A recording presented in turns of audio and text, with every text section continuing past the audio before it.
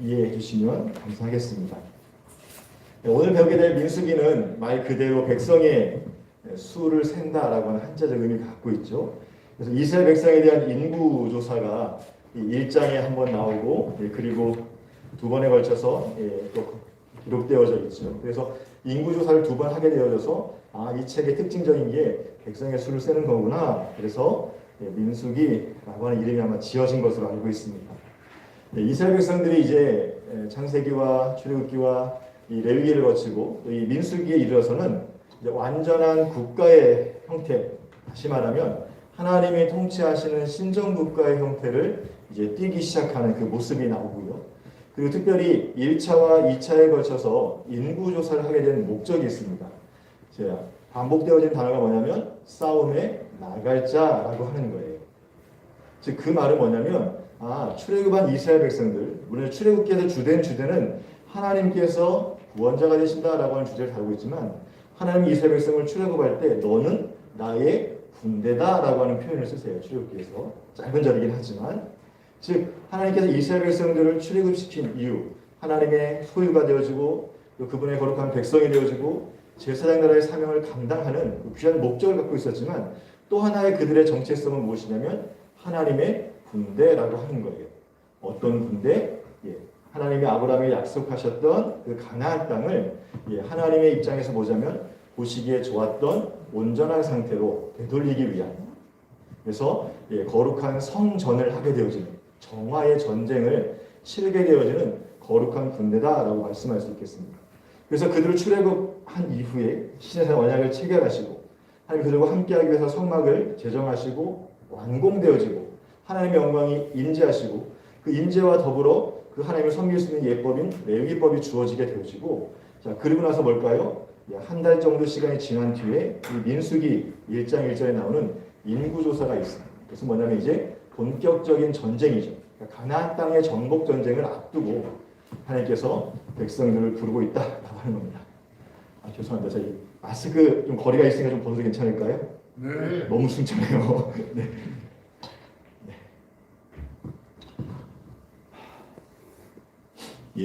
그래서 하나님이 이스라엘 백성들 이제 군대, 하나님의 거룩한 군대로 이제 부르시고 있다라고 하는 것이죠. 그게 이제 1차 인구 조사예요. 자, 2차 인구 조사는 그들이 우리가 알고 있는 것처럼 가데스 바네아에서 정탐을 보냈는데 돌아와서 부정적인 보고를 하게 되어지고 그 부정적인 보고 가운데 온 이스라엘 백성들이 뭘까요? 마음이 미혹되어집니다. 그래서 하나님을 원망하고 모세를 원망하고 애굽으로 돌아가자. 그러니까 전체적인 반역을 꾀하게 되어져서 그 징계로 광야에서 38년, 그러니까 통쳐서 40년을 방황하게 되어지고 출애굽 1세대들이 다 광야에서 죽게 되어진 뒤에 출애굽 2세대들, 그들이 두 번째 인구 조사를 하게 되는 거죠. 그래서 그들을 중심으로 해서 이제 가나안 땅을 정복하는 그 직전까지 가는 게 이 민수기 안에서의 여정이다라고 보시면 좋겠습니다.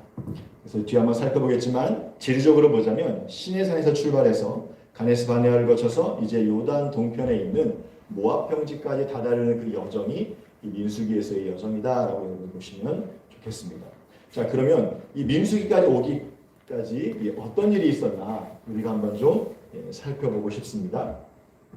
먼저 우리가 이 모세오경 전체는 어떻게 보면 구약 성경, 아니 성경 전체의 기초와 기반이 되어진다라고 하는 것을 우리가 알고 있습니다. 그래서 하나님이 세상을 어떻게 만드셨고 그 창조를 통해서 하나님이 어떤 분이신지를 이 땅 가운데 계시하기를 원하셨다라고 하는 거예요. 우리가 창세기 안에 보게 되어지면 하나님은 어떤 분이시다? 온 세상을 만드신 창조주이시다라고 하는 것이고 그 하나님이 무엇입니까? 언약의 하나님이시다라고 하는 것이 큰 두 가지 주제다라고 보시면 좋겠습니다. 그래서 하나님이 아브라함을 부르시고 그에게 언약을 체결하시죠. 이것은 쌍방간에 맺었던 것의 형태를 띠고 있지만 하나님이 일방적으로 주었던 은혜 언약이다라고 하는 걸 볼 수 있어요. 그래서 그 언약 안에 보게 되어지면 땅과 백성과 하나님과의 관계에 대한 부분들을 말씀해 주시고 그래서 창세기에서는 그 언약이 아브라함과 이삭과 야곱을 통해서 어떻게 흘러가는지에 대한 그 여정들을 쭉 설명해 주고 있다고 보시면 좋겠습니다. 자, 그러면 왜 하나님이 아브라함을 찾아오셔서 언약을 맺게 되어졌는가? 라고 하는 걸 우리가 좀 이해하는 것들이 필요하죠. 자, 처음 하나님이 세상을 만드실 때 이 세상을 만드시기 전의 상태는 뭐냐면 혼돈하고 공허했다라고 말씀하고 있습니다. 자, 창세기 1장과 2장에 보게 되면 땅이 혼돈하고 공허했다. 물의 어떤 상태였다는 걸 볼 수 있죠. 그 혼돈하고 공허한 이 세상 가운데 하나님께서 무엇입니까? 창조하시기 시작했어요. 하나님의 영이 수면을 운행하시면서 창조에 대한 계획, 곧 디자인을 하셨다라고 하는 것들을 우리가 알 수 있죠. 그 계획대로 첫째 날, 둘째 날, 셋째 날, 넷째 날, 다섯째 날, 여섯째 날 날을 정하시면서 창조하셨습니다. 이 창조에 대한 부분들은 하나님께서 무엇입니까? 혼돈한 곳에 질서를 채워 넣으신 거라고 보시면 좋겠죠. 그래서 날을 정하셔서 질서를 부여하셨다라고 보시면 좋겠고, 그리고 이 질서와 체계를 만드신 곳에 넷째 날, 다섯째 날, 여섯째 날은 이 날과 쌍을 이루면서 무엇입니까? 채워 넣으셨다. 즉 생명을 공급해 주셨다라고 하는 것을 우리가 정리해 볼 수 있습니다. 그래서 혼돈한 곳에 질서를 부여하시고 공허한 곳에 무엇입니까? 비어있는 곳에 하나님의 생명으로 채워 넣으셨다라고 하는 거예요. 자, 그 날 가운데 계속해서 반복되는 것은 하나님이 보시기에 좋았다라고 하는 거예요. 보시기에 좋았다라고 하는 의미는 하나님의 계획대로 이것이 이루어지고 있구나라고 하는 거예요. 하나님의 영이 수면을 운행하시면서 이 세상에 대한 창조에 대한 디자인, 좀 쉽게 이야기하면 설계를 했다라고 우리가 이해할 수 있겠죠. 그 설계대로 공정이 이루어지는 거예요. 첫째 날, 둘째 날, 셋째 날. 자, 그 날마다 그 공정이 온전하게, 완벽하게 계획대로 이루어지니까 하나님이 무엇입니까? 보시기에 좋았다라고 하는 거예요. 마치 이 교회 예배당 건물을 지을 때 제일 먼저 하는 게 뭘까요? 터가 어떤지를 보는 거예요. 그리고 땅이 재질이 무엇인지 착공을 해가지고 몇 미터까지 할 수 있고 얼마만큼의 하중을 견딜 수 있을지, 만약에 이 건물을 지으려면 몇 층까지 지을 수 있는지, 그래서 땅의 재질이 무엇인지, 이것이 마사토인지 진흙인지 안반인지를 먼저 조사합니다. 그리고 여기에 맞는 무엇일까요? 하중에 맞는 건물을 설계하는 거죠. 그리고 설계대로 무엇입니까? 지반을 다지고 공사해요. 첫 번째 지반을 다지는데 우리가 알고 있는 것처럼 콘크리트, 예를 들어서 이렇게 양생을 하게 된다 하면 재질이 잘 들어갔어요. 적절한 재료가 들어갔고 적절하게 잘 말랐어요. 그럼 그 다음 공정으로 넘어가요. 근데 뭘까요? 시멘트 양이 부족해요. 마르지도 않았어요. 근데 막 기둥을 세우려고 해요. 자, 그럼 어떻게 합니까? 이건 부실공사이기 때문에 아니야. 즉 보기에 좋지 않다. 그래서 보시기에 좋았다는 것은 하나님의 계획대로 성령께서 수면을 운행하시면서 하나님의 영이 그 계획대로 이루어지니까 첫날 빛과 어둠을 나누시고 보시기에 좋았다. 궁창과 윗궁창을 나누시고 보시기에 좋았다. 땅과 바다를 나누시고 또 보시기에 좋았다. 자, 그 계획대로 하나하나 이루어졌고, 자, 마지막 여섯 날도 무엇입니까? 보시기에 좋았다. 자, 그러면서 뭘까요? 가장 중요한 포인트는 우리가 알고 있는 것처럼 하나님의 형상으로 사람을 만들었다라고 하는 거예요.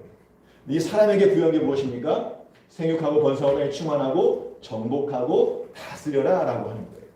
자, 1장 28절에 나오는 이 생육하고 번성하고 땅에 충만하라 라고 하는 이 창조 언약, 즉 일방적으로 하나님께서 복 주신 이 창조 언약은 2장 15절에 보게 되어지면 아담을 통해서 무엇입니까? 경작하라. 즉 경작하고 지키게 한다. 에덴을 말씀하는 것처럼 그것으로 이루어졌다라고 보시면 좋겠습니다. 즉 정복과 다스림은 경작하고 지키는 거예요. 이게 뭐냐면 하나님이 만드신 그 상태로, 보시기에 좋았던 그 상태로 경작하고 지키는 역할이 땅에 무엇입니까? 정복하고 다스리라는 하나님의 사명이다라고 우리가 해석해 볼 수 있겠죠. 그러나 3장에 보게 되어지면 이미 우리가 알고 있는 것처럼 무엇입니까? 이것이 죄로 말미암아 깨어지게 되어져요. 자, 창조 여섯째 날하고 마지막 중요한 건 뭐냐면 일곱째 날입니다. 일곱째 날은 뭐냐면 안식하셨어요. 자, 안식은 우리가 이제 안식과 연관되어진 부분인데 단순히 쉼의 의미가 아니다라고 하는 거예요. 자, 하나님께서 힘이 없으셔가지고 6일 창조하시려고 기운 다 빼셔가지고 일곱째 날 나 좀 쉽게, 이런 의미가 안식이 아니라는 거예요. 하나님이 전능하신 분이기 때문에. 자, 그 안식의 의미는 뭐냐면 하나님이 창조하신 이 6일 창조가 무엇입니까? 하나님의 계획대로 온전하게 완전하게 이루어졌다. 그러니까 뭐예요? 공사를 멈추시고 안식하는 거예요. 안식은 뒤에 나오는 것처럼 2장에 보게 되면 동산에 하나님께서 무엇입니까? 찾아오셔서 거니시는 거예요. 즉 안식은 하나님의 임재입니다. 그리고 아담에게 위임하신 것처럼 뭘까요? 정복하고 다스려라. 경작하고 지켜라. 즉 하나님의 뜻대로 무엇입니까? 그 통치와 다스림 안에서 그것을 구현해내는 것, 살아가는 것이 안식의 상태예요. 자, 그럼 안식은 쉼이라고 하는 단어적 의미가 있고 일차적 그런 의미가 있는데 이 쉼은 무엇이냐? 하나님의 임재 가운데 그리고 그분의 통치와 다스림 안에서 살아가는 것, 이게 무엇이다? 진정한 안식이다 라고 성경은 말씀하고 있다고 하는 것입니다. 그래서 그 안식의 상태에서 이제 2장에 보게 되어지면 아담과 하와가 함께 하나님과 친밀함을 누리고 있었다라고 우리가 이야기하죠. 자, 그것을 우리가 안식의 상태라고 우리가 이야기할 수 있겠습니다. 자, 그 안식의 상태는 원래 하나님이 처음 창조하신 에덴을 출발을 해서 무엇입니까? 땅과 백성과 하나님의 통치와 다스림 안에서 이것들이 확장되기를 원하셨어요. 그래서 처음에 에덴을 창설하시고 그곳에 아담 그리고 이제 동처하는 게 보기 좋지 않아서 짝을 지어주셨죠. 태초에 가정을 만들어 주셨어요. 이 아담과 하와가 하나님 주신 복대로 생육하고 번성해서 또 다른 하나님의 형상들, 자녀들이죠. 이 자녀들이 하나님과 인재 안에서, 관계 안에서 무엇입니까? 통치와 다스림에서 순복하고 순종하고 나옴을 통해서 에덴 동산이 뭘까요? 즉 하나님의 통치와 다스림이 있는 이 안식의 나라가 점점 확장해 가는 것. 이게 하나님이 첫사람인 아담에게 주었던 위임이라고 보시면 좋겠죠. 근데 그것이 무엇입니까? 우리가 창세기 3장에 넘어가면 깨어지는 걸 볼 수 있어요. 그리고 하나님께서는 그 하나님 나라의 확장 또는 하나님 나라의 온전한 회복을 위해서 자, 아브라함에게 보게 되어지면 땅과 자손과 하나님의 관계, 즉 주권에 대한 부분들을 말씀해주고 있다라고 하는 거예요. 자, 이것을 무엇입니까? 첫 하나님의 성소였던 에덴에서 이것이 어그러지고 인간의 연약함으로 실패하게 되어지자 하나님께서는 아브라함을 통해서 무엇입니까? 가나안 땅에서 그리고 하나님이 선택한 아브라함과 약속한 그의 자손 이스라엘을 통해서 그리고 언약을 체결하고 그에게 주었던 하나님의 통치, 즉 이 다스림 안에서 이것들이 이루어지길 원했고요. 그들이 이 가나안 땅에서 정착하여서 무엇입니까? 출애굽기 19장 5절 6절에 약속한 것처럼 제사장 나라로서의 사명을 온전히 감당하게 되어지면 이 첫 성소에서 실패했던 이 부분이 가나안 땅에서 온전히 성취가 되어지는 거죠. 그래서 그 영향력이 온 열방으로 그리고 지금 새 이스라엘 우리 교회 공동체로 그리고 그 안에 계명은 이렇게 확장되어지는 거예요. 원래 하나님 구약에서의 구원 계획은 아브라함을 통해서 복을 주시고 그로 민족을 이루게 하시고 그로 하나님이 통치하시는 신정국가 나라를 만들게 하셔서 가나안 땅에서 하나님 나라의 온전한 통치와 다스림이 있게 하기를 원하셨어요.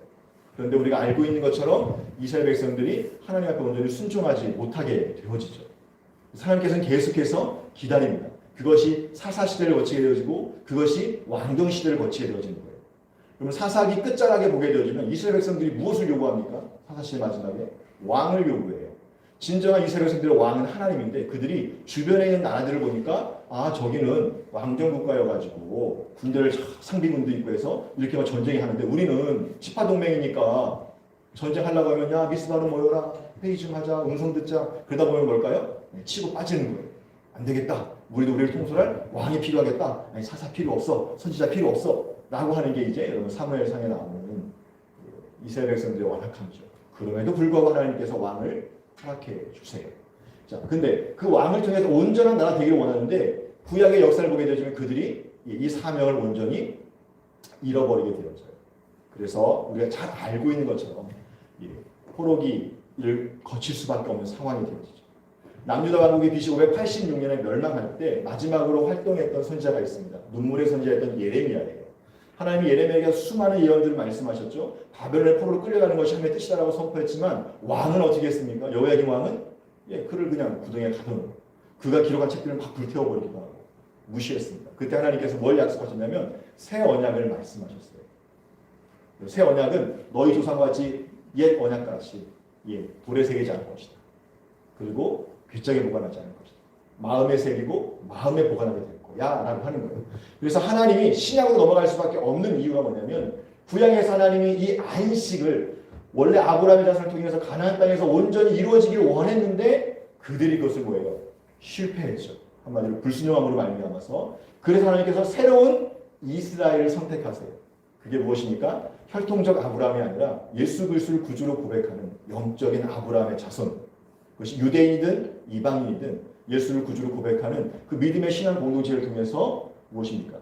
하나님이 요 안식을 누리길 원하신다라고 하는 거예요. 그리고 그 10계명을 완전히 이해한 새로운 계명이죠. 요한복음 13장에 말씀하고 있는 것처럼 서로 사랑하라. 세상에 너희가 내 제자인들 아니라는 예수님의 그 말씀처럼 새로운 계명은 옛 계명을 깨는 것이 아니라 그것을 완성하는 것이다. 사랑의 계명. 그래서 지금 저희와 여러분도 뭘까요? 이 하나님의 온전한 안식, 처음 창조하셨을 때 창세기 1장과 2장에 나오는 그 안식의 상태, 온전한 임재와 온전한 통치와 다스림을 회복하기 위해서 무엇입니까? 우리가 그 수고와 그 일을 하고 있다는 거예요. 마치 민수기에 나오는 것처럼 민수기에서 가나안 땅을 정복하라는 사명을 가지고 모압 땅까지 행진하는 것처럼 여호수아 세대가 그 가나안 땅을 정복한 것처럼 지금 현재 우리 당면한 이 교회가 뭘까요? 이 땅에 아직 하나님의 통치와 다스림 가운데 들어오지 않은 그 영역들에 대해서 그 믿지 않는 사람들에 대해서 무엇입니까? 영적인 싸움을 하라고 말씀하신 것이고 그 승리를 통해서 무엇입니까? 안식을 이루라라고 말씀하시고 있다라고 보시면 좋겠습니다. 그래서 하나님의 원래 창조 계획은 창세기 2장에서 끝나는 거예요. 그것이 영원히 지속돼야 되는데 아담의 불순종으로 말미암아 어그러졌다라고 하는 것이고 그 어그러짐과 동시에 하나님이 무엇입니까? 범죄함과 동시에 하나님의 구속이 찾아오시 있게 되어진 거죠. 너무나 잘 알고 있는 것처럼 원시복음이라고 이야기합니다. 또 가지고서 해픽을 통해서 예수 그리스도의 십자가 희생에 대한 부분들 너희 연약함을 알고 있어? 직접 하나님이 이 땅에 오셔서 우리의 모든 죄의 문제를 해결하고 자유롭게 해주시는 그 구원의 계획들을 이끌어가고 있는 걸 볼 수 있습니다. 그게 성경 전체의 그림이고 마지막에 아직 이루어지진 않았지만 이 안식이 이제 온전히 성취될 거예요. 새 하늘과 새 땅. 다시 이 땅에 오신 예수를 통해서 온전한 그 안식의 상태가 이루어질 겁니다. 그러나 아직은 이루어지지 않았어요. 그 과정 가운데 있다라고 하는 것을 보시고요. 지금 현재 교회 공동체는 바로 처음 만들었던 하나님의 이 창조 계획 안에서 이 땅 가운데 무엇입니까? 하나님의 임재와 통치와 다스림을 볼까요? 보여주어야 되는 거예요. 모델이고 모형이다라고 보시면 좋겠습니다. 과거 에덴 동산처럼 바로 그런 곳이에요. 구약에서는 하나님은 뭘까요? 성부 하나님이 임재하시고 움직이셨습니다. 신약 시대 예수님, 성자 예수님이 뭘까요? 직접 제자들과 함께 만나고 3년 동안 공생을 통해서 하나님 나라의 비밀들을 가르치셨어요. 그리고 말씀을 가르칠 뿐만 아니라 치유하셨습니다. 회복하셨고 하나님 나라가 어떤 것인지를 보여주셨어요.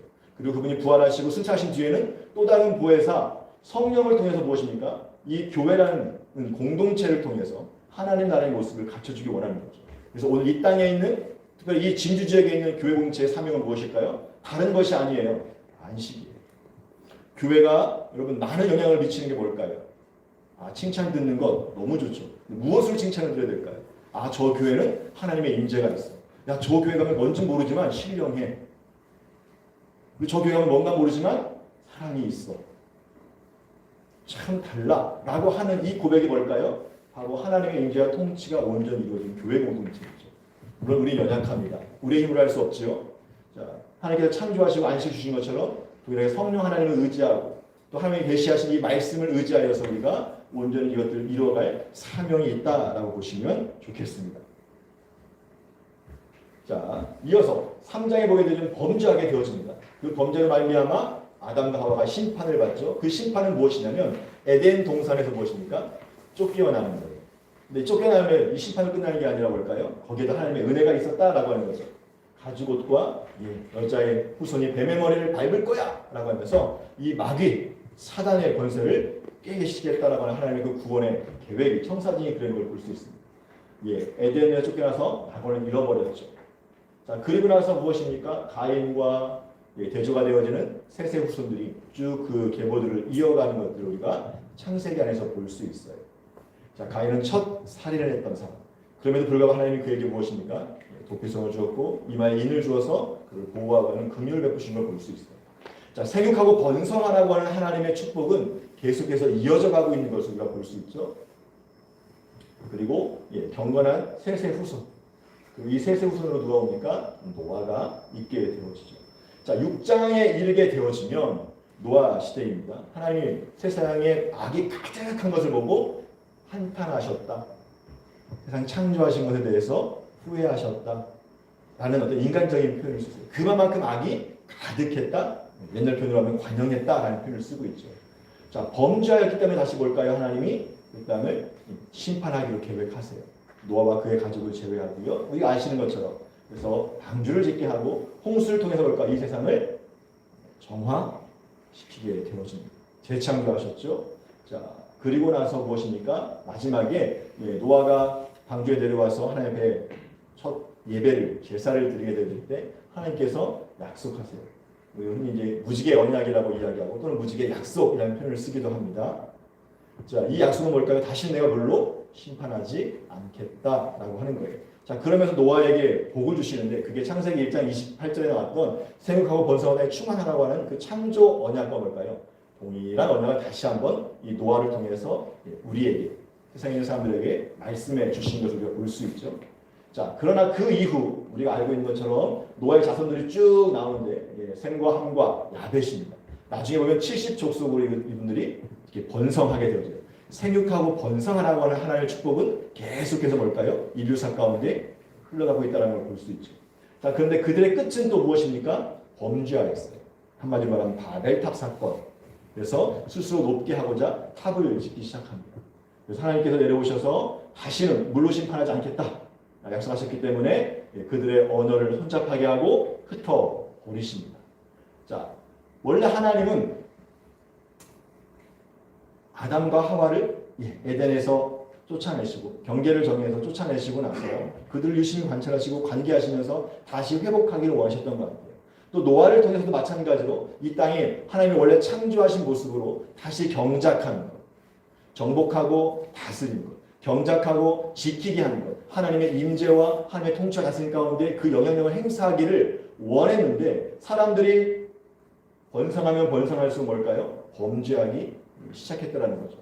그래서 하나님의 구원 계획이 이건 좀 안 되겠다 싶어서인지 자 11장 이후로 하나님이 어떤 구원 계획을 세우시냐면 다른 것이 아니라 무엇입니까?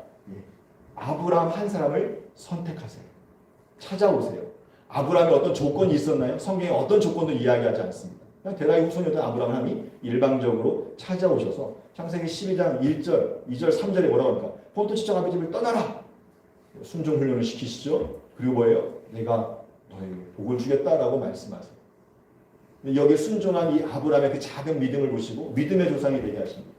자, 여기까지 보게 되어지면 하나님 아브라함 찾아오는구나. 근데 우리가 이 성경 전체의 역사를 뒤에서 쫙 조망하게 되어지면 하나님의 구원 계획이 여기에 담겨져 있었구나. 자, 창세기 안에서는 아브라함과 이삭과 야곱과 요셉이라고 하는 4명의 족장들의 이야기를 다루고 있는데 그 안에 보게 되지만 하나님이 그들에게 뭘까요? 찾아오셔서 약속하시고 언약을 체결하시고 그 약속대로 무엇입니까? 신실하게 그들을 이끌어가는 걸 볼 수 있어요. 아브라함이 온전한 믿음의 조상입니까? 창세기 내용을 살펴보면 그렇지 않아요. 아내를 무인하고 속이고 좀 죄송한 표현이지만 어떻게 보면 판단하고 이겨요. 자기 생명을 보존하기 위해서 바로 한테 그렇게. 근데 그때도 누가 그걸 구출해 주십니까? 하나님. 생명만 구하는 게 아니라 더 많은 보화와 재물을 얻어올 수 있도록. 왜? 아브라함이 선택한 하나님이 선택한 아브라함이기 때문에 하나님께서 뭐예요? 그를 보호하시고 이끌어가는 걸 볼 수 있어요. 자, 이게 뭘까요? 하나님의 언약에 신실했다라고 하는 반. 그 사건 믿음이 없을 때마다 구출하시고 그 다음에 또 약속하세요. 15장에 17장에 15장은 자손에 대한 믿음이 없으니까 하려고 하는 이야기예요. 자, 이렇게 하고 이것이 이삭에게로 야곱에게로 요셉에게로. 자, 여러분 야곱의 이야기를 보게 되어지면 파축 사건 너무 잘 알고 있죠. 자, 그 사건 이후로 에서가 막 야곱을 해코지하려고 분을 내면서 막 찾아다니까 리브가가 그를 외삼촌 댁으로 이렇게 처가로 피신시키잖아요. 그 과정 가운데 베델입니다. 자, 베델에서 그가 너무 피곤해가지고 돌베개 메고 잠을 자고 천사가 오르락내리락하면서 그때 하나님께서 말씀하세요. 네가 어디를 가든지 내가 함께 하겠다.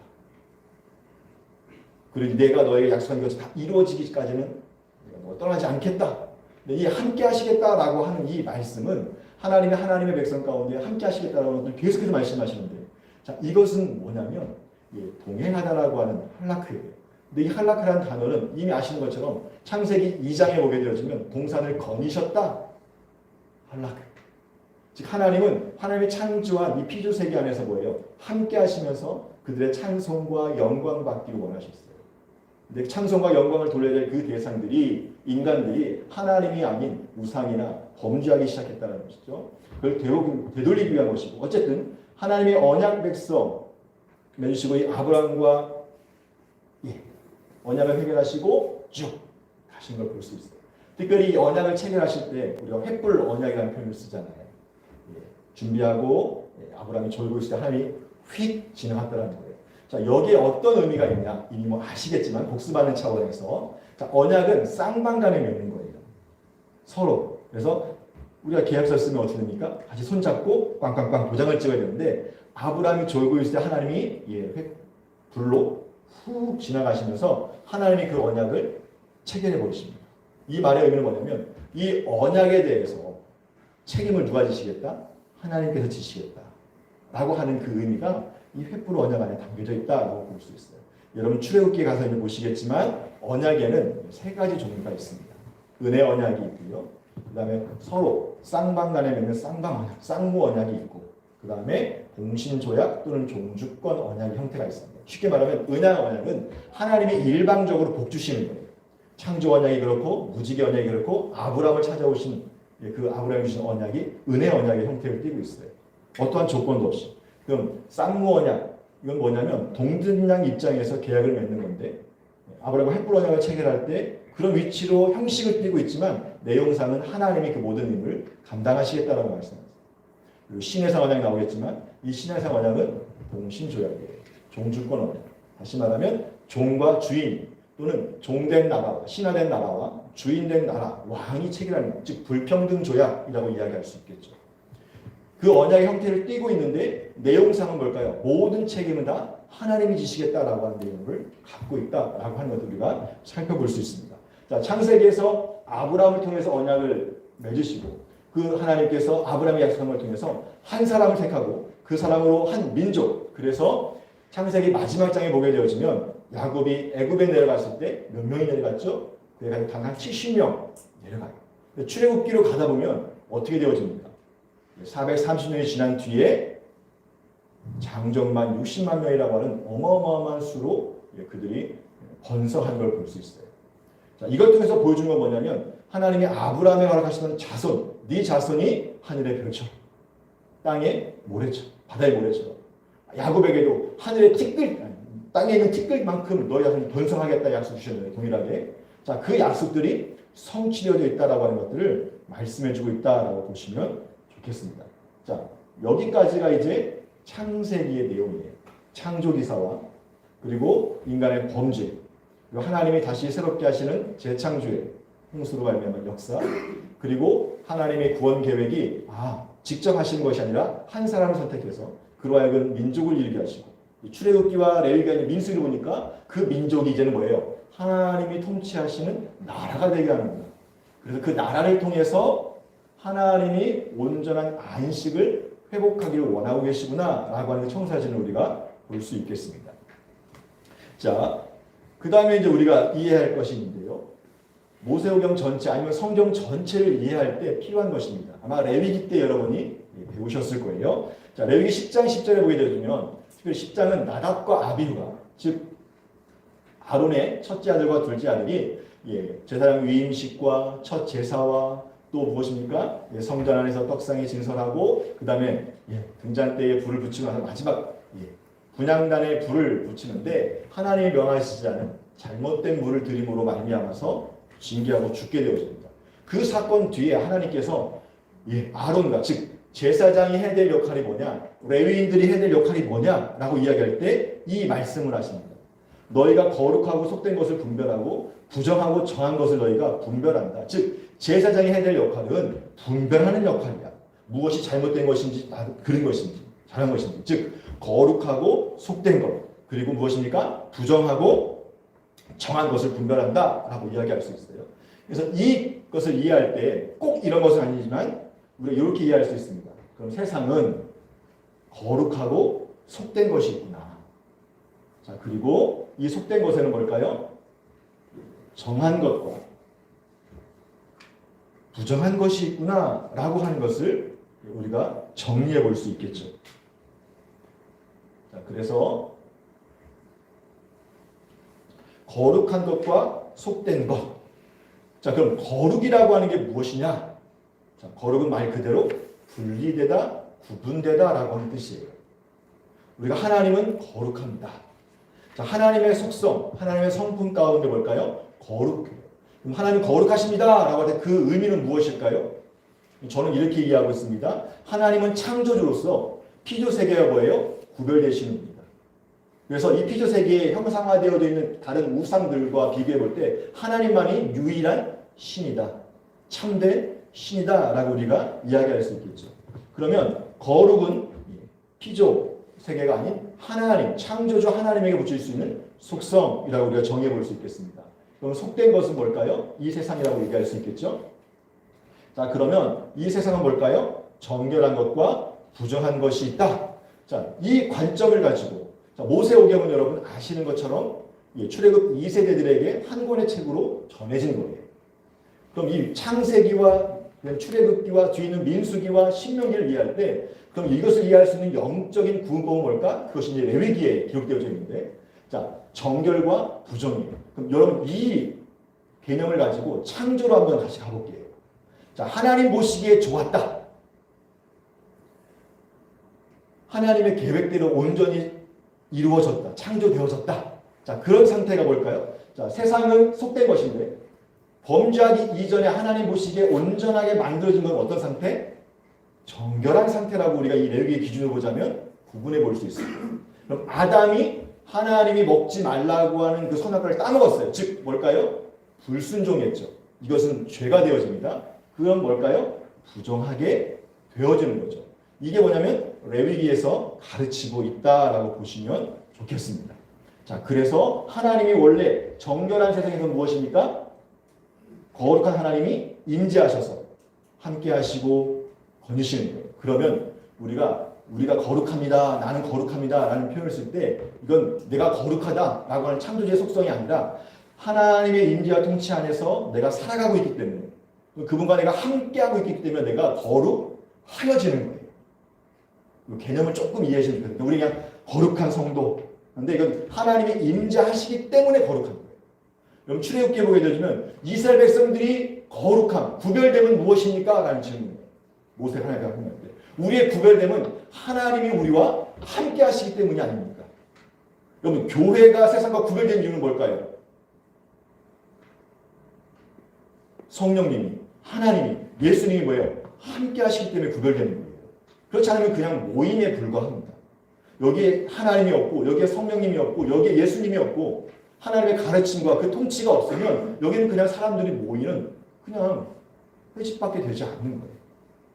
무엇이 있기 때문에? 하나님이 있기 때문에 그렇다면 그 거룩한 하나님 우리와 함께하기 때문에 뭐예요? 우리가 거룩하여진다. 그러면 이 세상의 상태는 뭘까요? 처음 하나님이 창조하셨던 상태, 보시기에 좋았던 상태.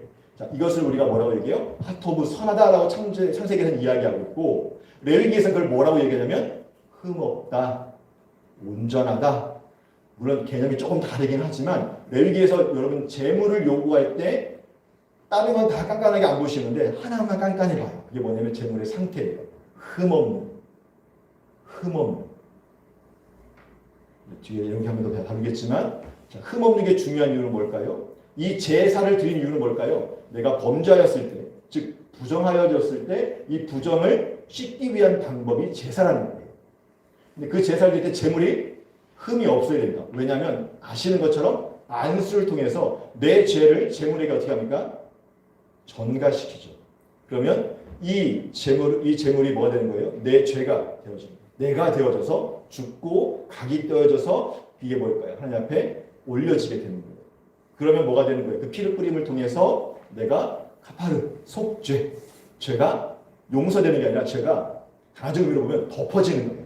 죄는 있는데 죄를 덮어줘서 죄가 없이 여겨주겠다. 이게 속죄예요. 그러면 우리를 정결한 상태. 그래야만 뭘까요? 거룩한 하나님이 이스라엘 백성 가운데 함께 동행할 수 있는. 이게 창세기 안에서뿐만 아니라 모세기 안에서뿐만 아니라 성경 전체 안에서 이 영적인 원리가 있다라고 하는 거예요. 이 부분을 제가 조금 이따 한 번 더 다른 성경을 통해서 한번 보여드리겠습니다. 자, 그래서 볼 때 거룩이라고 하는 것은 창조주 하나님에게만 우리가 쓸 수 있는 속성, 그리고 창조주로서 뭘까요? 구별되다라고 우리가 얘기할 수 있겠어요. 자, 이것을 피조세계. 자, 그러면 피조세계 처음 창조의 역사가 시작되기 전에 공허하고 혼돈하고 흑암 가운데 있었다. 자, 이걸 레위기적 상태로 보면 어떤 상태라고요? 부정한 상태, 무질서하고 생명이 없는 것, 이건 뭘까요? 부정하다라고 볼 수 있겠죠. 빛이 없는 것, 흑암, 부정하다라고 우리가 나누어 볼 수 있을 거예요. 자, 여기를 볼까요? 창조를 통해서 하나님께서 공허한 곳을 첫째 날, 둘째 날, 넷째 날, 다섯째 날, 여섯째 날 통해서 채우셨고, 혼돈한 것을 첫째 날부터 셋째 날을 통해서 경계를, 질서를 넣으셨어요. 그리고 무엇입니까? 빛을 넣으심으로 말미암아 정결하게 하셨어요. 그래서 하나님이 보시기에 좋았다. 그리고 마지막으로 하나님이 잘 아름답게 창조하신 이것을 다스리기 위해서 하나님의 형상으로 만드신 사람을 창조하시고는 심히 좋았다. 자, 내 계획이 완전해, 퍼펙트해. 그래서 뭐 하세요? 안식하신 거예요. 안식은 쉼이 아니라 이제는 본격적으로 이 피조 세계가 뭘까요? 하나님과 친밀함을 누리겠다. 즉 하나님의 임재 가운데 그의 통치와 다스림 안에 들어가는 거죠. 이게 여러분 관계예요. 이게 하나님과의 친밀함이고 이게 교제예요. 자, 이것이 질서이고 이것은 선한 것이다 라고 우리가 정의해 볼 수 있을 것 같아요. 자, 그래서 이거를 세워놓고 보면 죄송합니다. 자, 거룩하고 속된, 쉽게 말하면 처음에 이 세상은 죄 있기 전에는 정결한 상태라고 우리가 얘기할 수 있겠죠. 자, 거룩한 하신 하나님이 이 정결한 세계, 피조 세계 안으로, 즉 에덴 상설하시고 찾아오셨어요. 그래서 그 동산을 거니셨어요. 그래서 그곳이 뭐가 되는 거예요? 거룩한 땅이 되어진 거예요. 거룩한 장소가 되어진 거예요. 그래서 우리가 성소라는 표현을 쓰죠. 하나님이 임재하셔야만 뭐가 되는 거예요? 성소가 됩니다. 여러분 성전, 성막, 성소 뭐 다양한 어떤 건물의 형태가 있긴 하겠지만 그 성소가 되는 기준이 뭐냐면 하나님의 임재 유무예요. 에덴 동산에 하나님이 없어요.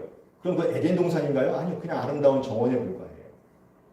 그럼 이걸 갖고 오면 하나님의 언약 백성인 이스라엘이라고 하는 나라 가운데 하나님이 임재하지 않으시고 하나님의 통치와 다스림이 온전히 되어지지 않아요. 그럼 그 온전한 이스라엘이라고 할 수 있을까요? 그럴 수 없죠. 그럼 왜 하나님이 함께 할 수 없느냐? 여러분 선지서를 보게 되면 하나님이 떠나세요. 도저히 못 견디겠다. 차라리 저 성전 문지방, 성전을 좀 닫을 자가 있었으면 좋겠다. 내가 수많은 번제를 드리고 제사를 드리는데 내가 받지 않겠다. 왜? 부정하게 드립니다. 하나님이 에스겔을 보게 되면 성전을 떠나세요. 나중에 회복할 때 돌아오는 환상을 보여주는데, 자, 하나님이 뭐예요? 임재하셔야만 이 일들이 이루어진다라고 하는 것들을 우리가 볼 수 있겠죠. 그러면 상태적으로 어떻게 되느냐? 이렇게 표현해 볼 수 있을 것 같아요. 거룩해지는 거예요. 여기 있는 것들이 구별해지는 거. 그래서 오늘날 교회 공동체도 우리가 마찬가지죠. 하나님의 임재가 있느냐 없느냐. 이게 정말 중요합니다. 말씀이 살아있느냐, 기도가 살아있느냐. 이걸 바꿔 얘기하면 뭘까요? 하나님 임재하시는 거예요. 엄밀히 구분해보면 이제 성령 하나님이 이 교회 공동체 안에 역사하는 거예요. 여러분 사도행전 2장에 오순절 마귀들 앞에 성령이 임재하심으로 말미암아서 뭐예요? 교회 공동체가 태동되어 있어요. 교회가 시작되어졌어요. 그리고 그 교회를 통해서 무엇입니까? 사도의 역사를 보게 되어지면 계속해서 여러분 사도들이 뭘 얘기했어요? 회개하라. 주 예수를 믿으라. 많은 사람들이 들어오기 시작하면서 그들이 부정한 것들을 회개함을 통해서 정결하게 되어지니까 그 다음에 뭐가 임합니까? 성령을 받기 시작하는 거예요. 그 하나님이 임재하시는 거예요. 여러분 성경에 보게 되어지면 하나님은 찾아오시는 분이에요. 우리와 함께하기를 원하세요. 임마누엘의 하나님이세요. 근데 문제는 그분이 찾아오지 못한다는 거예요. 그 원인은 하나님의 능력 없음이 아니라 이 피조세계 가운데 있는 우리가 뭐라는 거예요. 이스라엘 백성이 우리가 부정한 거예요. 여러분 부정한 곳에 거룩한 하나님이 꽝 찾아오시면 나답과 아비후처럼 어떻게 되는 거예요? 죽는 거예요. 함께 공존할 수가 없는 거예요. 그러니까 하나님께서 계속 요구하는 건 뭘까요? 우리의 양심을 통해서 또 말씀을 거울을 통해서 회개해라. 정결해져라. 그리스도의 보혈로. 구약시대는 뭘까요? 레위기 법을 통해서 제사 드려라. 너 이거 죄의 문제 해결해야 돼. 그래야만 내가 너희와 함께 할 수 있어. 이걸 계속해서 말씀해 주신 분. 자, 그렇게 하는 이유는 뭘까요? 이렇게 함께 하시는 이유는 뭘까요? 죄로 말미암아 오염되어진 하나님의 창조 세계를 뭘까요? 하나님의 거룩한 백성들을 통해서 정화시키기를 원하는 거예요. 좀 쉽게 이야기하면 깨끗이 청소해서 원래 만들었던 아름다운 세상을 만들기 원하시는 거예요. 오늘날 우리식을 바꾸면 복음을 전하는 것을 통해서 사랑의 섬김을 통해서 그 하나님의 선한 영향을 통해서 이 사단에게 내어주었던 그 영역들을 우리가 보니까 다시 회복하기 원하시는 거예요. 이게 하나님의 구원 계획. 이 하나님의 구원 계획을 하나님의 능력이 전능하시잖아요. 혼자 하실 수 있으세요. 근데 이 부분을 뭘까요? 하나님의 백성들과 함께 하기를 원합니다. 지금도 초청하고 계시고 그 부르신 가운데 여기 계신 우리 많은 우리 목사님들, 사모님들이 그 소명 가운데 지금 헌신해서 지금까지 달려오고 계시잖아요. 마치 사도 바울이 나의 달려갈 길과 이 모든 마치 내 생명을 조금 아끼지 않겠다라는 그런 귀한 마음을 가지고 누가 알아주지도 않는 죄송합니다. 이 진주 땅에 그리고 그 진주에서도 뭐 도시 지역도 있긴 하겠지만 주님 말씀하시니까 저 시골 리단으로 그 소명 때문에 가신 거예요. 뭐 때문에?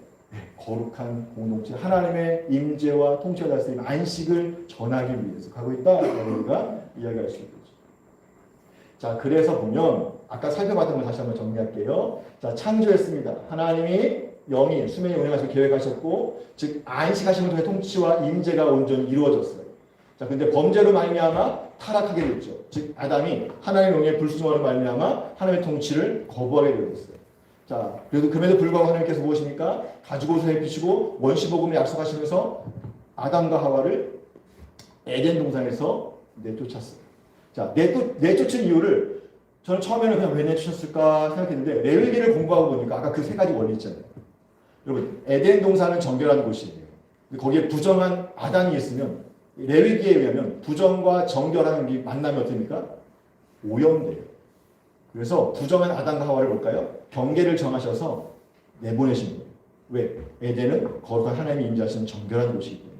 그렇지만 여전히 아담과 하와를 보시면서 생육하고 번성하는 복을 주셨고 그들에게 제사가 어떤 것인지에 대한 것들을 아담에게 그리고 가인과 아벨에게 알려주셨다고 우리가 해석할 수 있겠죠. 자, 그렇게 하나님이 그 기회를 주셨음에도 불구하고 이 세상의 끝은 뭘까요? 악으로 치닫게 되어집니다. 그래서 무엇입니까? 하나님의 영이 한탄하시고 하게 되어집니다. 자, 그래서 무엇입니까? 6장에서 노아를 선택하고 하나님께서 무엇입니까?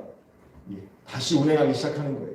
광풍을 불고 윗궁창 아랫궁창 물을 해서 40주야로 해가지고 터뜨려서 다시 뭘까요? 깨끗하게. 마치 이 홍수를 단순히 이런 거 보지 말고 샤워 물로써 뭡니까? 이 세상을 싹 한번 빨았다, 세탁했다. 이게 좀 잔인한 표현일 수도 있을 것 같아요. 어떤 분들 입장에서. 그렇지만 영적인 원리로 보자면 죄가 가득한 세상을 뭘까요? 노아와 그의 아들을 따로 구분해놓고 물로 싹. 자, 그리고 뭘까요? 이제 새롭게 시작하시는 거예요. 그래서 마치 노아의 가족이 창세기 9장에 보게 되어지면 이 방주에서 나오는 사건들이 창조와 비교를 해보시면요. 똑같아요. 유기창조. 동물들이 나오기 시작하고 제사들이 그 패턴으로 나오고 노아 언약이 주어지죠. 자, 결국 마지막에 보게 되지만 하나님의 영이 그 홍수 이후에 운행하시면서 이제 물을 통해 정신, 통치할 수 있게 되어지고, 자, 근데 그 끝을 보게 되어지면 또 뭘까요? 죄와 관영해서 타락하게 되어집니다. 하나님의 또 통치를 거부하고 스스로 높아지고자 하죠. 자, 그래서 하나님이 세우신 구원 계획이 뭐다? 이렇게 해서는 안 되겠구나. 제사장 나라 프로젝트라고 하는 걸 세워요. 이거는 존 스투 박사님이 이제 그 MP라고 하는 책에 보게 되어지면 어떤 칼럼을 내신 게 있는데요. 그 책자 가운데 보게 되면 제사장 나라 프로젝트라는 표현을 쓰시더라고요. 자, 그래서 보게 되어지면 하나님이 아브라함을 선택해서 그에게 복을 주시고 그로 민족을 일게 하고 그 민족을 나라가 되게 하는데 이 나라의 형태와 역할이 뭐냐면 제사장 나라라는 거예요.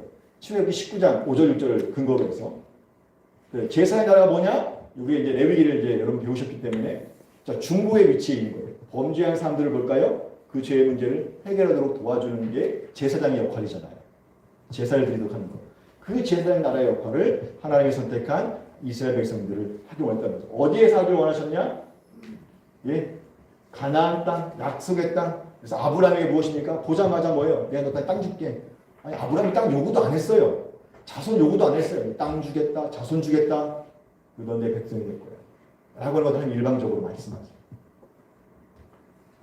자, 그래서 이곳에서 거룩한 제사장 나라가 되어지면, 그래서 여러분 뒤에 배우시게 될 신명기 마찬가지고요.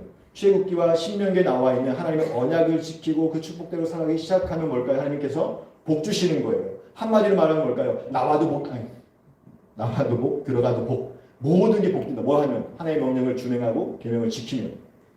제사장 나라로서 온전히 그것을 지키면 하나님 복 주시는 거예요. 자, 그러면 여러분 생각해 보세요. 이 주변에 있는 나라들이 있죠. 모함에도 만몬이 있고요. 그 다음에 위에 뭐가 있을까요? 위에 올라가면 엘람이 있고 또 다메섹. 이쪽 보면 고대 바벨론이 있고 요 밑에는 애굽이 있어요. 애굽 밑에는 에디오피아가 있어요. 이쪽 옆에 또 뭐 다른 나라 있겠죠. 자, 이스라엘 나라의 하나님이 복 주심을 통해서 뭘까요?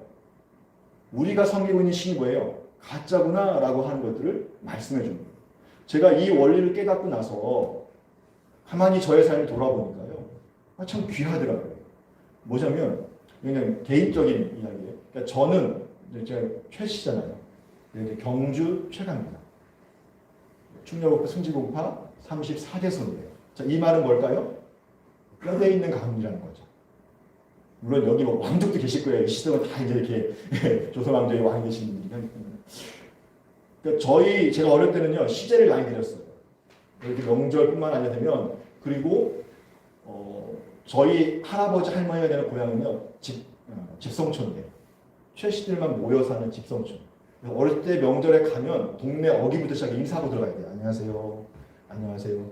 그러니까 철 들고 나서 인사 안 하면 뒤에서 뭐라고 해요. 제 유집 자식입니다. 누구 아들이에요? 제 기용이 아들이래.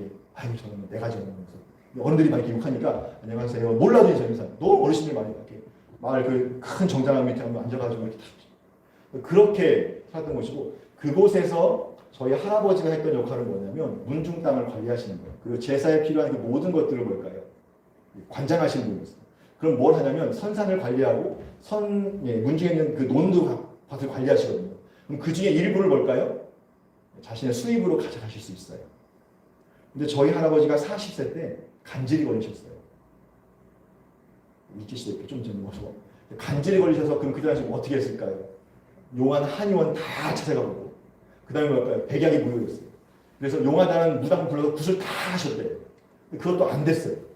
마지막으로 한 게 뭐냐면 저희 할머니 지금 집성청이 있는데 옛날에 배산 임수잖아요.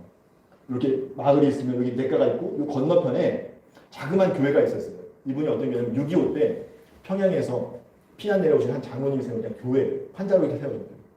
도저히 하다 안 되니까 마지막 믿은 게 뭐냐면 야 안 되겠다. 줄생 치고 그 교회 지금 뭐 부흥인가 뭔가 한다는데 데려가라 해가지고 갔는데 거기서 나으셨어요. 자, 그리고 저희 할아버지의 삶이 바뀌기 시작했죠. 그래서 이 교회 열심히 다니기 시작합니다. 여러분 생각해 보세요. 아, 너무 아름답다. 근데 문제는 이거예요. 시족 공동체. 어떤 거 관장했다고 했죠? 제사 관장했다고 했잖아요. 자, 그러니까 뭐예요? 문중에서 뭐 천수를 해가지고 아저씨들이 막 난리가 나는 거예요. 이게 집안을 말아먹으려고 어디 뭐 이상한 거 이런 얘기 듣고 핍박을 받아요. 자, 어쨌든 그렇게 쭉 지내시는데 문제는 제가 초등학교 때 들은 얘기예요. 그러니까 어쨌든 저희 할아버지가 바로 제사를 못 내려놨어요. 그냥 믿음이 그때는 그냥 교회 다니면서 이제 집사님 되시고 이제 안수 집사까지 딱 되시면서 아 이제 내가 더 이상 이거 하면 안 되겠다 결단하시면서 이제 다 내려놨어요. 돈이 좀 짭짤했거든요. 제가 듣기로는 다 내려오니까 이제 문제가 다른 분들이 내가 하겠다 막 이렇게 하면 가져가셨고 어쨌든 그렇게 하셨는데 문제는 그 과정 가운데 뭐가 있냐면 이게 집성촌이다 보니까 모내기나 농사를 지을 때 보면 뭘 하냐면 품앗이를 해요. 누구네 집 한 명이 하고 하는데 저희 할아버지 요 노는 뭐냐면 그러니까 모내기 쳐야 되면 일부러 건너뛰고 안 도와주세요. 왜? 종교가 다르다는 거예요. 물론 제사는 참여하세요. 저희 할아버지. 어쩔 수 없이 참여하십니까? 근데 가면 절은 안 하세요. 뒤에 서 계시고. 그러니까 그 원이 볼 때 차라리 안 봤으면 살고 있는데요. 맨날. 저 가면 이렇게 뭐라 하고. 이 건너편에 있는 교회의 유일한 성도. 저희 할아버지하고 삼촌들이. 네. 그런데 재밌는 건 여름방학 때 제가 갔는데 동네 형들인데 저한테 나이는 형들인데 천수 따지면 아저씨 있고 뭐 삼촌 있고 숙모 있어요. 이만한 데가 20벌 내가지고. 근데 그 형이 하나 고백하는 게 있는데 야 신기하지? 왜요?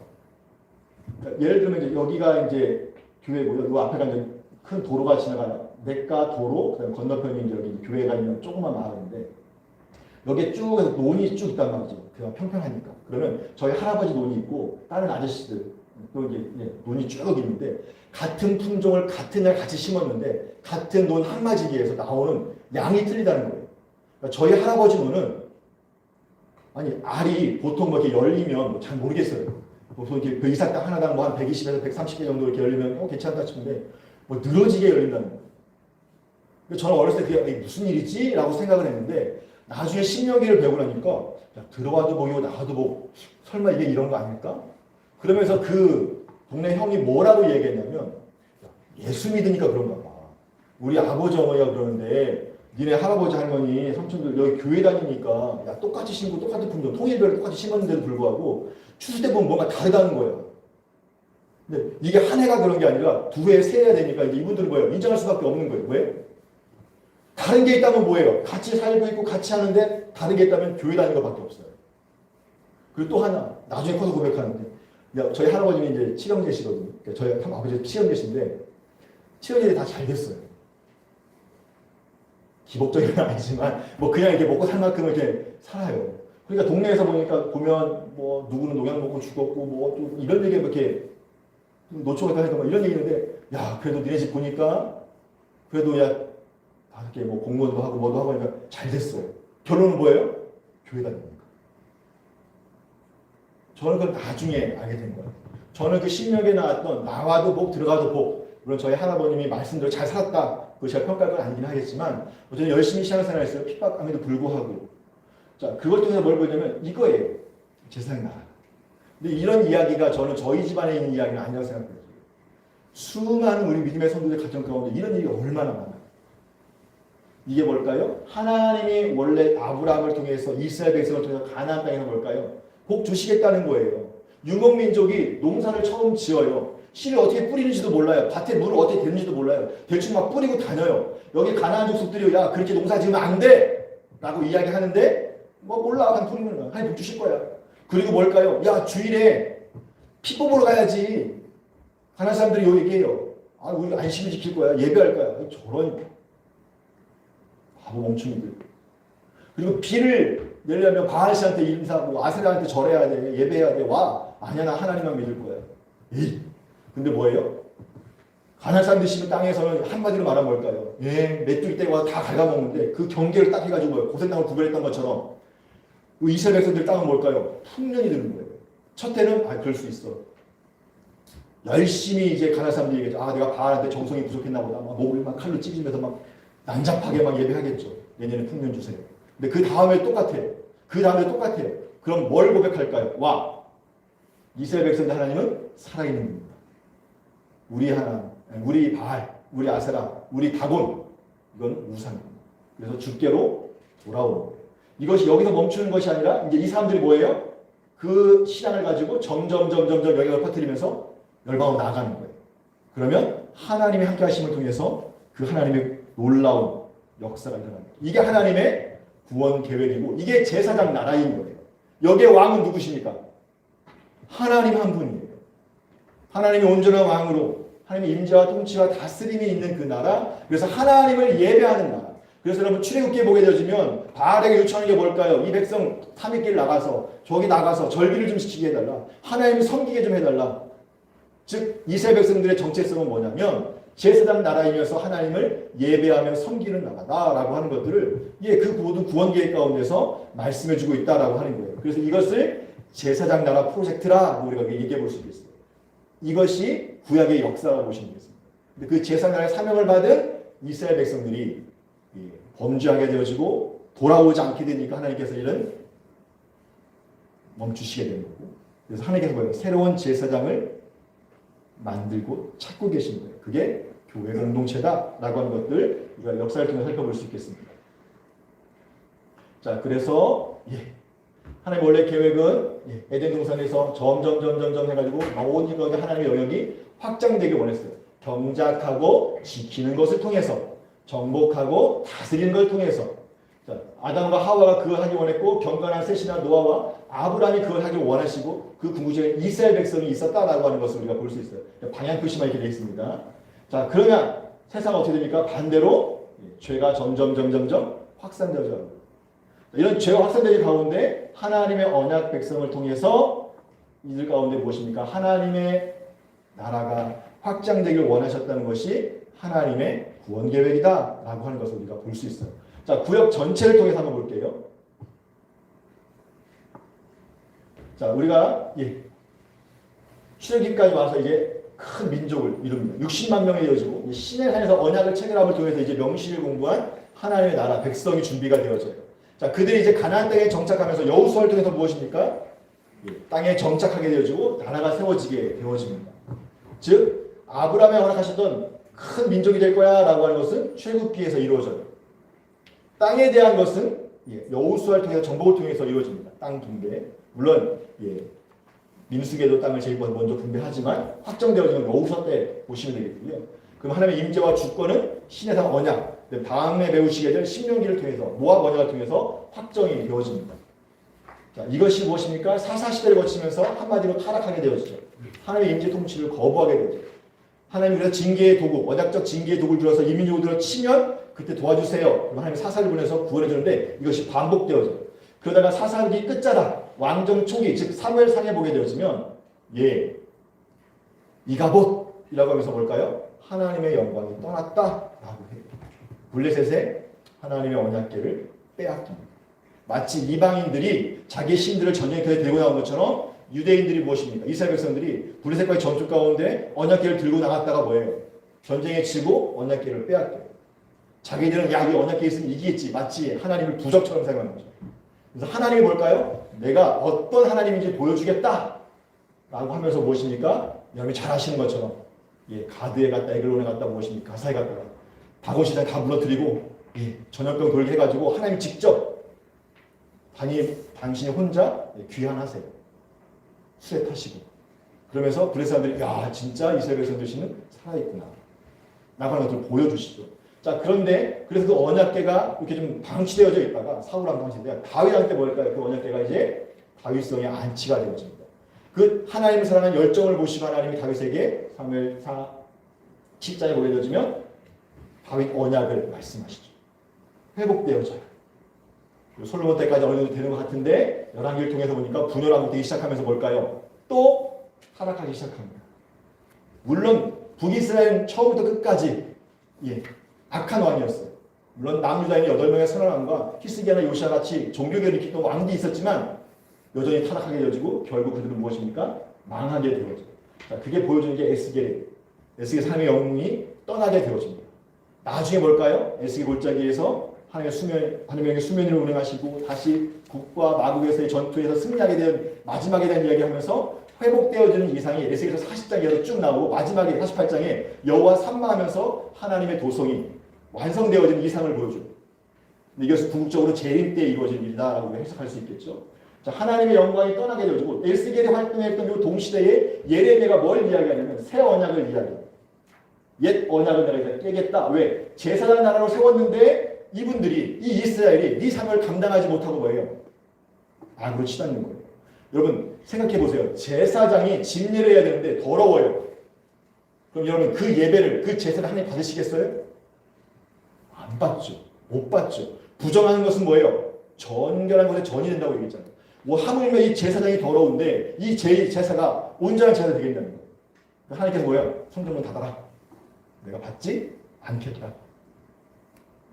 그래서 무엇입니까? 제사장을 세웠는데 제사장이 타락했어요. 더러워졌어요. 그럼 새로운 제사장이 필요하겠죠. 자, 그 새로운 제사장이 누구세요? 예수님이세요. 새로운 제사장이 인간의 몸을 입고 하나님이 직접 이 땅에 오셔서 이 새 언약대로 뭘까요? 대제사장이 되어주신 거예요. 아론의 반차를 따르는 게 아니라 히브리서에 보게 되면 멜기세덱, 그 아브라함이 11조를 드렸던 멜기세덱의 반차를 따르는 영원한 제사장 예수님이 오셔서 단번에 뭘 드리신 거예요? 제사를 드리신 거예요. 본인이 제사장이 되어주시고 또 본인이 제물이 되어주셔서. 그래서 여러분 히브리서 보면 8장에 예레미야에 있는 이 새 언약에 있는 말씀을 그대로 인용해가지고 이것을 이루기 위해서 새 언약의 중보자로 예수님이 오셨다고 말씀합니다. 본인이 제물이 되어서 단번에 십자가의 제사를 드림으로 말미암아 뭐가 되는 거예요? 이 땅의 죄를 덮어주셨어요. 용서해 주셨어요. 자, 그리고 나서 뭘까요? 하나님이 예수님이 새로운 제사장을 만들었어요. 그게 누구다? 제자, 교회다라고 이야기했어요. 그리고 그 교회를 통해서 무엇입니까? 하나님의 통치를 이루도록 말씀하셨어요. 근데 우리끼리 하느냐? 아니죠. 오해사 성령님이 함께 하심을 통해서 이 역사를 이루어져 가고 있다. 그럼 우리는 아직 이 과정 가운데 있다라고 보시면 좋겠습니다.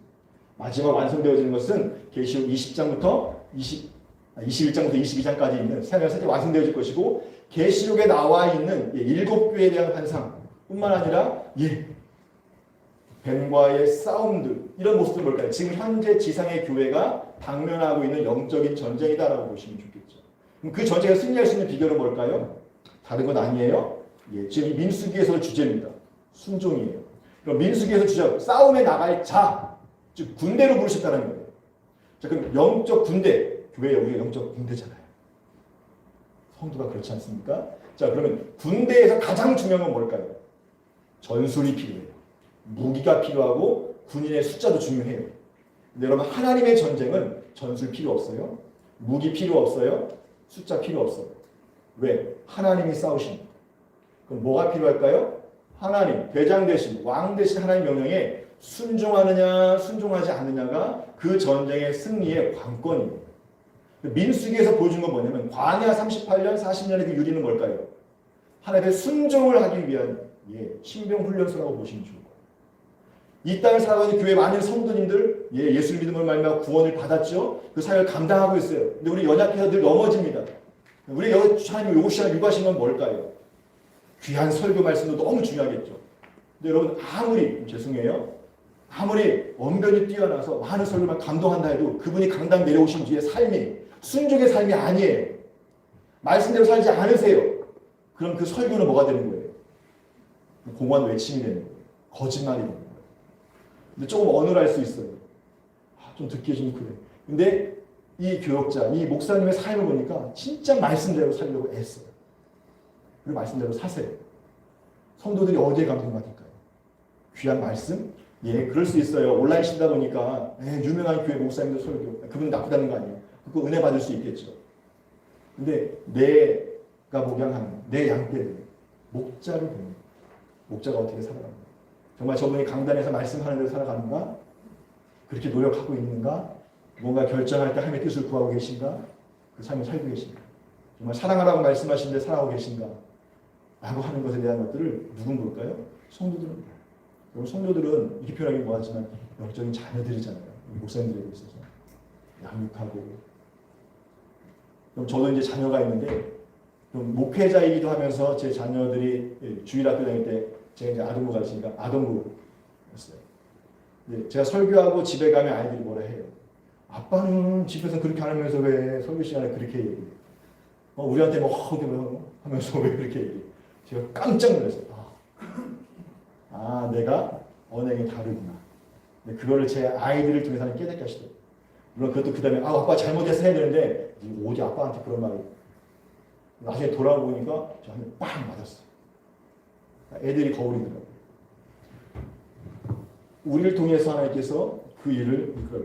이게 뭘까요? 순종하는 삶을 바꿔 이야기하면요. 하나님의 임재 가운데 그분의 통치와 다스림에 순복하는가. 그분의 주권을 인정하는 삶을 사는가. 우리가 말로만 주권을 인정하고 그분의 권에 순복합니다. 근데 쉽지 않아요. 우리의 힘으로 할 수 없어요. 나는 십자가 앞에 나가야 되죠. 기도해야 되죠. 성령을 덧입어야 되죠. 성령의 능력이 있어야 돼요. 말씀만으로는 안 돼요. 말씀과 성령이 함께. 그래서 말씀을 여러분 무장하시고 또 성령의 능력이 입어서 여러분 그 삶을 살아갈 수 있기를 축복합니다. 민수기에서 주제가 제가 순종이라고 말씀을 드렸어요. 하나님의 군대이기 때문에. 하나님이 가라 그러는데 뭐예요? 못 가요. 조금만 가면 돼 그러는데 배고파 만나줘 매출하게 줘 물이 없네. 애굽에 돌아갔으면 불평하기 시작합니다. 그때마다 하나님이 징계하시죠. 자, 그걸 레위기로 이해하시면 아주 재밌어요. 기브로 갔다 와 디브리 가보라고 해요. 탐욕의 무덤 있잖아요. 자, 이런 곳에서 계속 불평해요. 그때마다 어떻게 합니까? 진영을 조금씩 불살라요. 이건 뭘까요? 그 진영이 더러웠기 때문에 그것을 정화시키는 거예요. 부정하니까 정결하게. 왜? 이스라엘 진영 가운데 하나님이 임재하셔야만 되기 때문에. 자, 그런데 가나안에서 뭘까요? 온 백성이 밤새 통곡했다는 말씀이 있어요. 이스라엘 백성이 밤새 하나님을 찬양했다. 여러분 홍해를 건넜을 때 막 찬양하는 찬양곡이 나오잖아요. 모세가 찬양하고 미리암이 찬양하고 저에서 찬양하는 그 시가 있어요. 그럼 홍해 앞에서 밤새 막 찬양했다? 없어요. 금송아지 앞에서는 밤새 막 광란에 뛰는 건 기록되어 있는데 우상 앞에서. 그런데 민수기에 보니까 또 밤새 하나님을 원망했대. 이제 우리 다 죽게 되었구나. 못 가네. 막 이렇게. 그래서 전체가 부정하는 거예요. 그리고 출애굽 1세대 전체는 뭘까요? 부정하기 때문에 하나님 약속에 못 들어가는 거예요. 그래서 광야에서 다 끝나고 새로운 세대, 출애굽 2세대, 2차 인구세 나온 2세대를 데리고 여호수아서를 통해서 가나안 땅을 정복하는 거죠. 그 관점으로 이해하시면 이해하는 게 도움이 되겠습니다. 자, 그래서 하나님께서 창세기 안에 보게 되어지면 족장마다 한 나라 재산 프로젝트를 할 때 가장 중요한 건 뭐냐면 아브라함에게 주셨던 아브라함의 언약이다라고 하는 거예요. 근데 그 언약 가운데 보면 이미 하나님께서 출애굽에 대한 계획을 이미 갖고 계세요. 자, 애굽에 내려갈 거고 이방에 개입 될 거고 400년 동안 내전을 괴롭힐 거예요. 330년 뒤에 출애굽하게 되어지죠. 자, 그리고 그들은 그래서 하나님께서 출애굽할 때에 그들이 섬기는 나라를 내가 징벌할 거다. 10가지 재앙을 통해서 징벌하시죠. 그리고 나올 때 뭘까요? 빈손 나오지 않고 큰 재물을 이끌고 나올 거야 라고 약속하셨는데 실제로 출애굽할 때 뭘까요? 이웃집에서밖에 갖고 나오잖아요. 그게 나중에 성막을 짓는 재료가 되어지기도 하고 재물이 되어지기도 합니다. 자, 그러면 여기 또 하나 큰 재물을 갖고 나온다라는 의미가 뭘까요? 자, 군대, 싸움이라는 이야기로 봅니다. 전쟁에서 하나님이 승리하셨어요. 자, 승리할 때 물건을 갖고 나와요. 이걸 뭐라고 이야기하죠? 전리품이라고 해요. 즉 애굽에서 400년 종살했는데 나올 때 빈손으로 나온 게 아니라 뭘까요? 이걸 갖고 나왔어요. 하나님이 그들의 신들과 싸워서 10가지 전쟁을 통해서 그들의 신들과 싸워서 승리하셨습니다. 그리고 나갈 때 빈손 나온 게 아니라 그들의 은근 폐물을 다 가지고 나와요. 막 그들이 빨리 나가라고 발로 차면서 쫓아내면서 뭘까요? 은근 폐물 주어요. 빨리. 나 저거 가지고 빨리 나가. 나 저 이쁜데 가지고. 이게 뭘까요? 전쟁에서 완전히 승리했기 때문에 전리품을 가지고 나온다라고 하는 것이고요. 4년 만에 이 땅으로 돌아온다라고 하는 것은 아직 성취되지 않았어요. 민수기 안에서는 여호수아 때 이제 성취가 되어지겠죠. 그래서 이렇게 되어지는 이 약속. 그러니까 민수기에서는 아직 땅에 대한 약속만 성취가 되어지지 않았다는 거예요. 자, 그러면 출애굽기나 민수기 안에서 강조하고 싶은 건 뭘까요? 자, 백성의 수가 많아졌어. 하나님 언약대로 우리 이렇게 승리하게 하셨어. 땅은 정복되지 않았어. 약속 3가지 중에서 하나 이루어지고 또 하나 이루어졌어. 그럼 마지막 약속은 뭐예요? 반드시 이루어진다. 그러면 모세오경 전체를 받아보고 모압 평지에 있는 이 모세오경의 독자들, 다시 말하면 아론과 모세, 아론은 먼저 죽었고, 자, 모세가 죽음을 앞두고 마지막에 여호수아의 권위를 위임하고 나서요. 다음 세대에게 나는 못 들어가지만 너는 가나안 땅에 들어가. 가나안 땅에 들어가면 하면서 신명기 언약을 체결하죠. 자, 그런 사람들에게 필요한 건 뭘까요? 가나안과의 전쟁에 이길 수 있을까? 앞에 역사를 봐봐. 하나님이 이렇게 이기셨잖아요. 자, 10가지 재앙을 통해서 애굽의 신들을 싹 하나님이 진멸시켰어요. 자, 그럼 가나안. 여러분 생각해 보세요. 당시 가장 부강한 나라는 어느 나라입니까? BC 1440년대로 하면 애굽이에요. 물론 10가지 재앙을 통했지만 애굽에는 뭐가 있습니까? 애굽에도 신이 있겠죠. 파라오부터 시작해가지고 이시스, 다니스 여러 신들이 있어요. 이걸 10가지 재앙을 통해서 무엇입니까? 완전히 심판했어요. 10재앙을 통해서. 자, 그럼 원독자들의 위치가 지금 여기 모압 평지라고 본다면 어디로 들어가야 돼요? 가나안 땅에 들어가야 돼요. 자, 가나안 땅에 있는 주신은 바알입니다. 그와 짝인 아세라. 그리고 브레셋 지역에 있던 다곤. 그 다음에 암몬 지역에 있던 몰렉 또는 밀감이라고 하죠. 몰렉신. 그 외에도 작다는 신들이 있겠죠. 자, 그냥 신만 놓고 보더라도 애굽이 강대국이에요. 가나안이 강대국이에요. 여기하고 강대국이에요. 자, 신을 놓고 보더라도 강대국이면 그 나라의 신도 센 거예요. 태양신, 날강의 신, 죽음의 신 세트, 누트, 다양한 신들 어마어마하게 많죠. 여러분 애굽 보면 여기 나와 있는 신들 쫙 이걸 하나님이 이기셨어요. 자, 그러면 가나안은 하나, 둘, 셋, 넷, 그 외 찌끄레기들 몇 개 있다 치고 당연히 이 땅은 뭘까요? 정복할 거야. 단 우리에게 뭐가 필요할까요? 이스라엘 백성들 요구하면 이 전쟁 가운데 필요한 거는 순종이다. 하나님 명령에 순종하는 거예요. 왜? 너희는 하나님의 군대이기 때문에. 그래서 민수기는 이 부분을 강조해주고 있어요. 그럼 하나님의 군대가 되기 위해서는 뭐가 필요할까요? 어렵지 않아요. 하나님의 임재. 하나님이 싸우시려면 하나님이 함께 하셔야 돼요. 자, 그럼 다시 한번 돌아갈게요. 하나님이 함께 하시려면 이스라엘 백성들은 어떤 노력을 해야 될까요? 다시 레위기로 돌아오면 정결함을 유지해야 되죠. 왜? 그래야만 하나님이 임재하시니까. 자, 그래서 레위기법이 주어졌어요. 시내산에서 언약 체결하고 성막 완공되어지고 약 30일 동안 레위기법이 주어진 다음에 1차 인구조사가 이루어져요. 그리고 20일 뒤에 행진하게 되어집니다. 그럼 정결을 통해서 만약에 법을 어길 때 범죄하잖아요. 그러면 여러분 레위기에 배우신 것처럼 제사를 통해서 다시 정결을 회복하고 정결한 상태가 있다? 정결법을 지키면서 이것을 유지하는 거예요. 그러면 하나님은 어떻게 되는 거예요? 구름기둥, 불기둥으로 그들 진영 가운데 함께 하시고 행진할 때 그 모든 걸 덮어버리시고. 자, 그런 모습을 상상해 보세요. 아침에 텐트 옆으로 딱 나왔는데 가운데 성전이 있어요. 성막이 있어요. 거기에 뭐가 있을까요? 구름이 확. 이스라엘 백성들, 하나님 안녕히 주무셨어요. 우리를 보여주셔서 너무 감사합니다. 너무 귀하죠?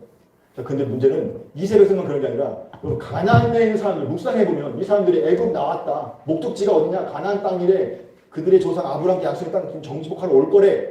그 소식을 모를까요? 뭘 보낼까요? 척후병, 정탐병을 보내겠죠. 이 정탐병이 오다 보면 뭘 보고 놀랄까요? 구름기둥, 불기둥 보고 놀라는 거예요. 그 수많은 사람들도 막 많은 것도 놀라운데 거기를 다 낮에는 구름기둥, 밤에는 불기둥이 덮고 있다. 그걸 상상해 보세요. 오금이 저릴 거예요.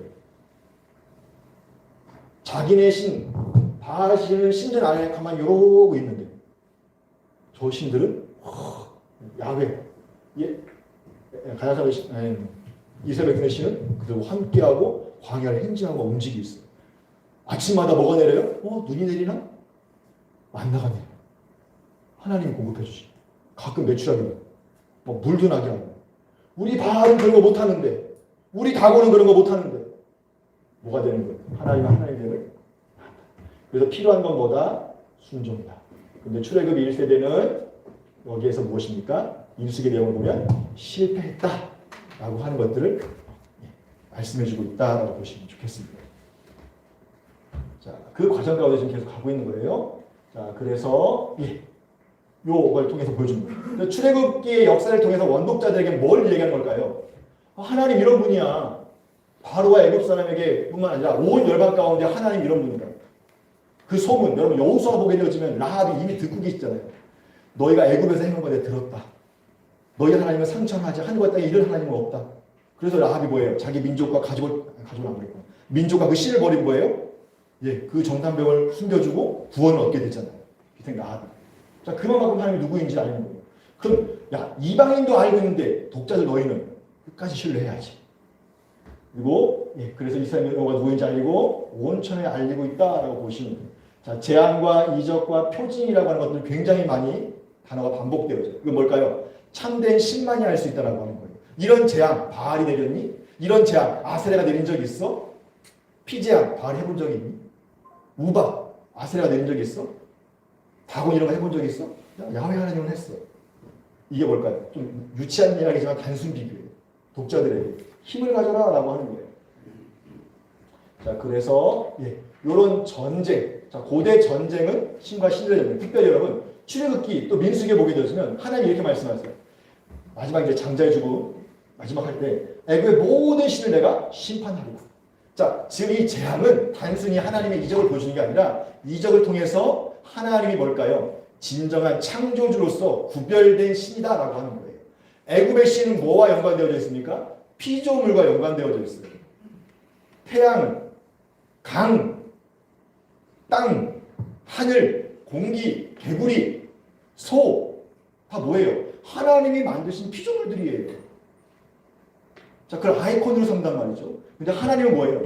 이렇게 형상 만들지 마요. 왜? 나는 유일한 분이야. 이 땅에 어떤 창조, 어떤 피조물도 나를 대신할 수가 없기 때문에 그냥 형상 만드지 마요. 그래서 나는 야훼, 즉 스스로 있는 자다라고 이렇게 말씀하시는 거죠. 자, 그래서 그 신들을 내가 심판하겠다. 신들에게 내가 벌을 주었다. 내가 신들에게 싸우겠다라고 이야기하는 거예요. 즉 그래서 여기 보게 되면 가나안 땅에 있는 신들에게도 내가 벌을 주겠다라고 말씀하십니다. 자, 이 역사를 누가 이룹니까?